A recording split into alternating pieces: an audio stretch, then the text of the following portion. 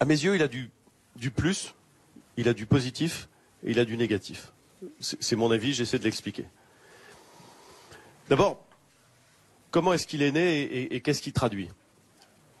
Probablement, il traduit, pour une part, une colère et une exaspération contre des décisions prises par le gouvernement que j'assume. Et donc, probablement, j'ai une part de responsabilité dans ce mouvement.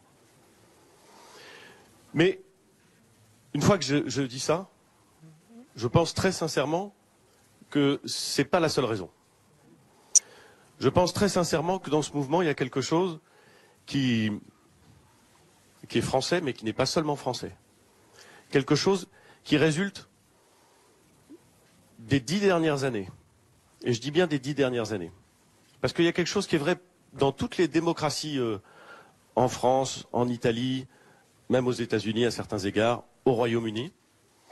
C'est que dans les 10 dernières années, depuis la crise financière de 2008, c'était il y a 10 ans, peut-être que certains l'ont oublié, mais elle a été massive, il y a eu, c'est vrai, c'est incontestable, une perte de pouvoir d'achat.